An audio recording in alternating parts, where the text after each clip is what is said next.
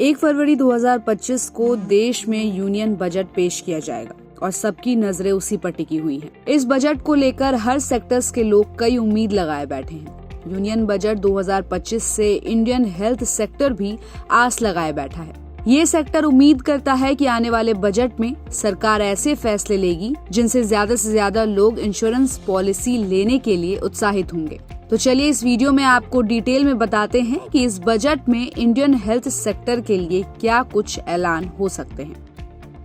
Health insurance premium पर GST घटाकर और सेक्शन 80D के तहत टैक्स में छूट देकर ऐसा किया जा सकता है। 2024 में भारतीय इंश्योरेंस कंपनियों का परफॉर्मेंस मिला जुला रहा।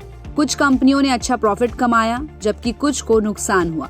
2024 में इंश्योरेंस कंपनियों की परफॉर्मेंस देखें तो general insurance corporation of India यानी कि GIC ने 44% का शानदार रिटर्न दिया, जबकि ICICI लोम्बार्ड और ICICI प्रूडेंशियल लाइफ इंश्योरेंस ने भी अच्छा परफॉर्म किया। दूसरी तरफ लाइफ इंश्योरेंस कॉर्पोरेशन यानी कि LIC का रिटर्न सिर्फ 7% था। कुछ कंपनियां जैसे SBI लाइफ, HDFC लाइफ और स्टार हेल्थ को नुकसान हुआ और इससे ये साफ होता है कि इंश्योरेंस सेक्टर में हालात बहुत अलग अलग हैं।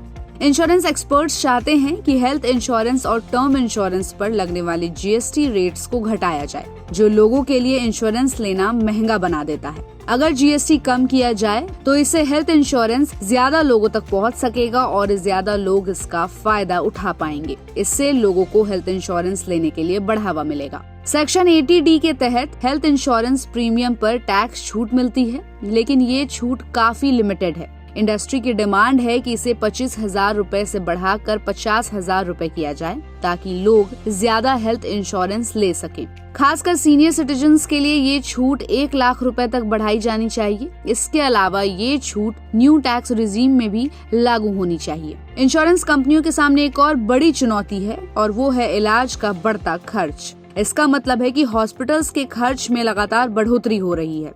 इंश्योरेंस कंपनियां केवल 3 साल में एक बार अपने प्रोडक्ट्स के प्राइस बदल सकती है। इसलिए एक्सपर्ट्स का कहना है कि हॉस्पिटल लेवल पर कीमत तय करने के लिए अलग रेगुलेटरी बॉडी बनाई जाए।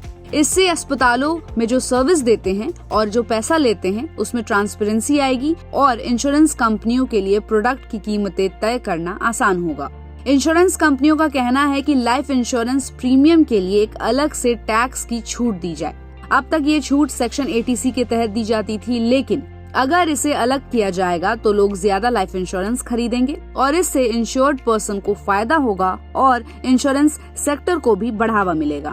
इंश्योरेंस सेक्टर की एक मांग ये भी है कि इनकम टैक्स स्लैब और छूट सीमाओं को फिर से देखा जाए ताकि लोगों के पास ज्यादा डिस्पोजेबल इनकम हो और इससे ज्यादा लोग इंश्योरेंस में इन्वेस्ट कर सके और इंश्योरेंस की मार्केट बढ़ेगी। न केवल इंश्योरेंस सेक्टर में ग्रोथ देखने को मिलेगी बल्कि लोगों को भी सिक्योरिटी मिलेगी। तो बजट 2025 में इंश्योरेंस सेक्टर्स को लेकर ये बदलाव किए जा सकते हैं जिससे आम लोगों पर भी अच्छा खासा असर पड़ेगा और उनकी सिक्योरिटी में बढ़ोतरी होगी। तो इस खबर पर आपकी क्या राय है, हमें अपनी राय कमेंट बॉक्स में दे और ऐसे ही अपडेट्स के लिए देखते रहिए गुड रिटर्न्स। हमारे चैनल को लाइक और सब्सक्राइब करना बिल्कुल भी मत भूलिएगा।